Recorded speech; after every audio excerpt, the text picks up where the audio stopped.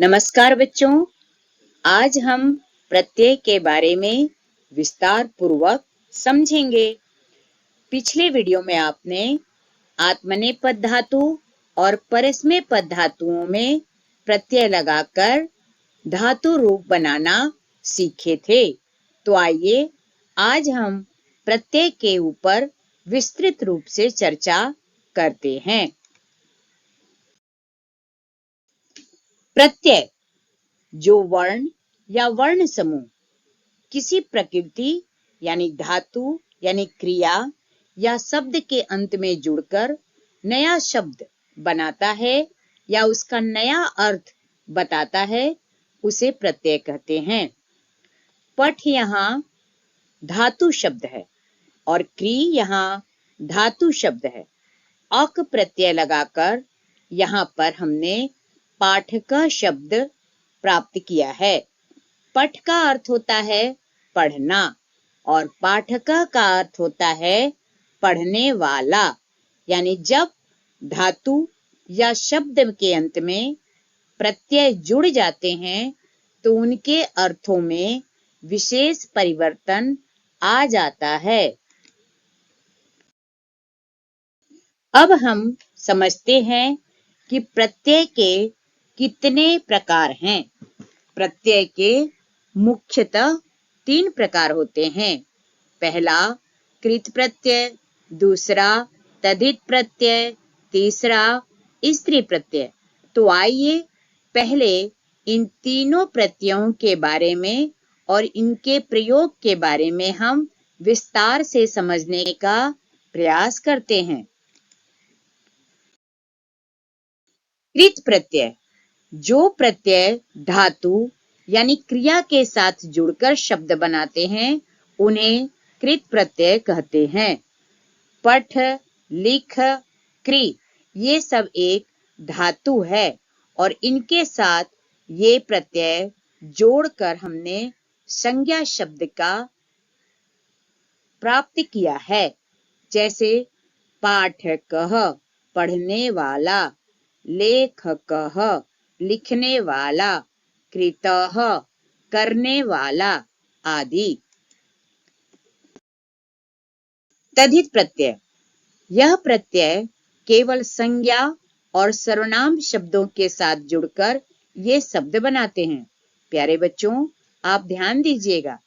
त्वा प्रत्यय सदैव धातु के साथ यानी क्रियाओं के साथ जुड़ते हैं और तद्धित प्रत्यय संज्ञा या सर्वनाम के साथ जुड़ते हैं।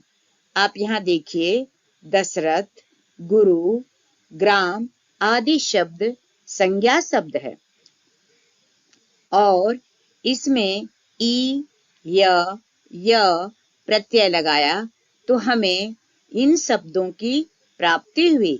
जैसे दशरथी, गौरव्यम, ग्राम्यः आदि। स्त्री प्रत्यय स्त्री प्रत्यय वह होता है कि हम पुल्लिंग शब्दों में हम प्रत्यय लगाकर स्त्रीलिंग रूप बनाते हैं। आप उदाहरण के तौर पे देखिए, ये बालक, शिक्षक, पुत्र आदि शब्द पुल्लिंग शब्द हैं। इसमें आकार और ईकार लगाकर हमने स्त्रीलिंग शब्द की प्राप्ति की है। प्यारे बच्चों, आप समझ लीजिए, पहला कि कृत प्रत्यय सदैव धातुओं यानी क्रियाओं में ही जुड़ता है। दूसरा तद्धित प्रत्यय जो संज्ञा और सर्वनाम में जुड़ता है। और तीसरा स्त्री प्रत्यय जो पुल्लिंग शब्द में लगाकर हम स्त्रीलिंग शब्द की प्राप्ति करते हैं। और प्रत्यय का अर्थ तो आप जानते ही हैं कि यह किसी भी शब्द या क्रिया के पीछे अगर लग जाता है तो उसके अर्थ में विशेष परिवर्तन आ जाता है। जिस प्रकार से यहाँ पठ एक धातु है। पठ का अर्थ होता है पढ़ना, लेकिन अक यहाँ पर जब लग गया तो हमें पाठकः प्राप्त हुआ यानी पढ़ने वाला। इसके अर्थ में विशेष परिवर्तन देखा गया। प्यारे बच्चों, कृत प्रत्यय जो आप पहले समझ चुके हैं कि केवल धातुओं यानी क्रियाओं के साथ ही जोड़े जाते हैं। तो आइए पहले कृत प्रत्यय के बारे में विस्तार पूर्वक समझते हैं। कृत प्रत्यय कितने प्रकार के होते हैं? पहला त्वा, ल्यप, तुमुन, कत्वतुप, कत, क्षत्री और सानच प्रत्यय। तो प्यारे बच्चों, सबसे पहले हम कत्वा और ल्यप प्रत्यय के बारे में विस्तार पूर्वक समझते हैं। कत्वा प्रत्यय से हमें एक कार्य पहले पूरा हो गया और दूसरा उसके बाद दूसरा कार्य हुआ, तो उसे कत्वा प्रत्यय कहते हैं। कत्वा का अर्थ होता है करके या कर लेने के बाद, यानी किसी भी वाक्य में दो क्रियाएं होती हैं। जो क्रिया पहले समाप्त हो जाती है उसी में हम कत्वा प्रत्यय लगाते हैं और अंत में इसे त्वा के साथ हम पढ़ते हैं। आप देखिए, यहाँ पर सभी मुख्य धातु शब्द हैं। पठ, गम, लिख, खाद, क्री और सब में हमने कत्वा प्रत्यय लगाया तो हमें शब्द मिला पठित्वा, गत्वा, लिखित्वा, खादित्वा, कृत्वा, यानी सब प्रत्यय के अंत में त्वा प्रत्यय लगा है, जिसे हम आसानी से पहचान जाते हैं। आइए कुछ वाक्य देखते हैं। रामः गत्वा विद्यालयं पठति। यहाँ पर देखिए बच्चों, दो क्रियाएं हो रही हैं, एक जाना और दूसरा पढ़ना। जो क्रिया पहले की गई है उसी में हमने कत्वा प्रत्यय लगाया है, यानी राम विद्यालय पहले जाता है, फिर वह पढ़ाई करता है। दूसरा वाक्य देखते हैं। बालकः लिखित्वा गृहं गच्छति। प्यारे बच्चों, इस वाक्य में भी दो क्रियाएं दिखाई दे रही हैं। पहला लिखित्वा यानी लिख करके और दूसरा गच्छति यानी जाता है, यानी जो क्रिया पहले संपन्न होती है उसी में हम त्वा प्रत्यय लगाते हैं। प्यारे बच्चों, त्वा प्रत्यय की विशेषताएं हैं कि यह सदैव धातु यानी क्रिया के साथ लगती है और पहले संपन्न कार्य का बोध कराती है, यानी जो कार्य पहले समाप्त हुआ है उसका ज्ञान कराती है। यह दो क्रियाओं में पहली क्रिया को व्यक्त करती है। हिंदी में इसका अर्थ होता है करके, कर लेने के बाद, करने के पश्चात आदि। अभी हम ल्यप प्रत्यय पढ़ेंगे। ल्यप प्रत्यय भी कत्वा प्रत्यय की तरह कृत प्रत्यय ही है और इसका भी कार्य वही है जो कत्वा प्रत्यय करता है, यानी इस वाक्य में भी दो क्रियाएं होती हैं और जो क्रिया पहली हो चुकी रहती है उसी के साथ ल्यप प्रत्यय का प्रयोग करते हैं और उसका अर्थ होता है करके या कर लेने के बाद। किंतु महत्वपूर्ण बात यह है कि जिस धातु में उपसर्ग होता है उसी में ही हम केवल ल्यप प्रत्यय लगाते हैं। अगर किसी धातु में उपसर्ग नहीं है तो वहां पर हम त्वा प्रत्यय लगाएंगे। उपसर्ग यानी धातु से पहले जो उपसर्ग हैं वो कुछ धातु का उपसर्ग यहाँ मैंने दिया है, जैसे प्र, परा, सम, अनु, वि, आ, उप, नी आदि। यह धातु के अगर आगे लगे हैं तो वहां पर कत्वा के स्थान पर ल्यप प्रत्यय का प्रयोग होता है और ल्यप प्रत्यय के अंत में हमें य की प्राप्ति होती है। प्यारे बच्चों, अभी हम कुछ वाक्य के उदाहरण देखते हैं, जैसे रामः विद्यालयम आगत्य पठति। यहाँ भी देखिए इस वाक्य में दो क्रियाएं हो रही हैं, एक पहले आना, फिर दूसरी पढ़ना, किंतु यहाँ पर आपको आ उपसर्ग दिखाई देगा और इस आ उपसर्ग के नाते हमें ल्यप प्रत्यय यहाँ लगाया गया और अंत में इसको हम य यानी य शब्द को पढ़ते हैं।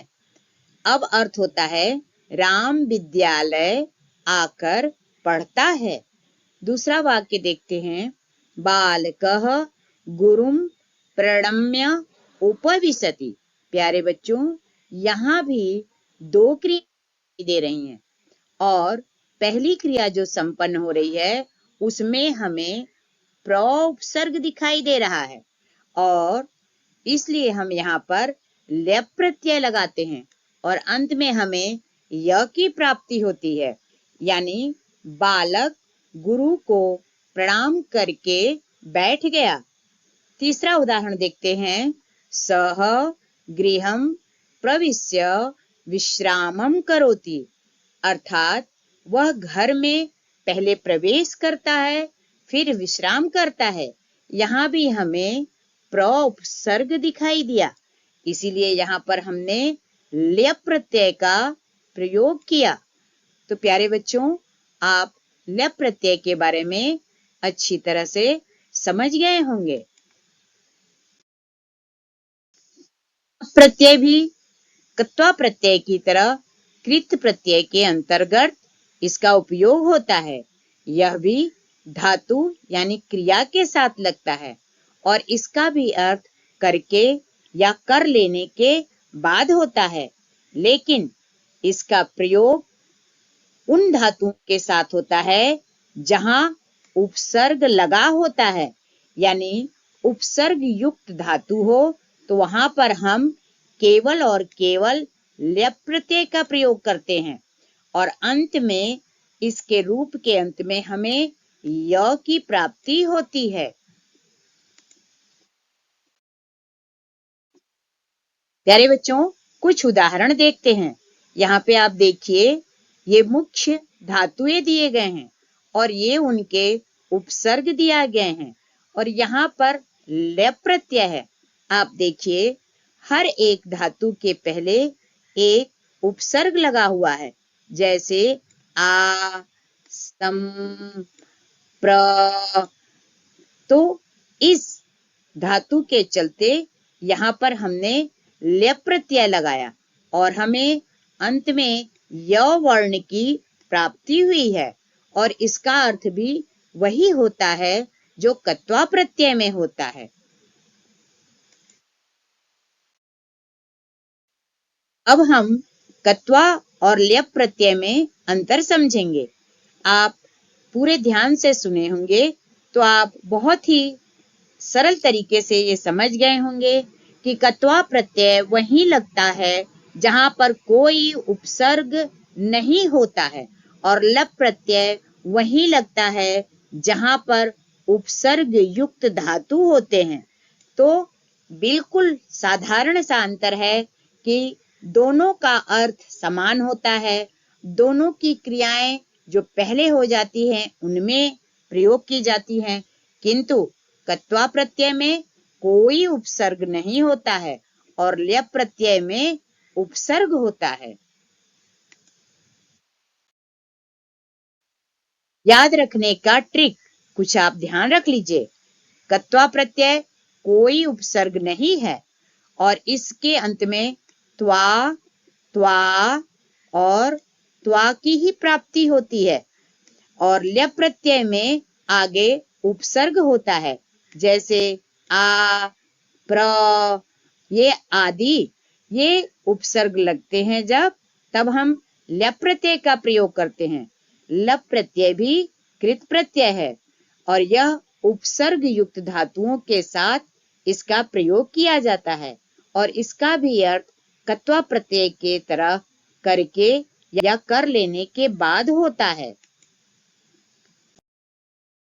प्यारे बच्चों, यहाँ पर मैंने कुछ कत्वा प्रत्यय के उदाहरण दिए हैं जो आपको भली भांति प्रकार से आपके पाठ्य पुस्तक या आपके पाठों को पढ़ने में सहायक होगा। आप चाहें तो इसका स्क्रीनशॉट भी ले सकते हैं तथा इसे अपने उत्तर पुस्तिका में लिख सकते हैं।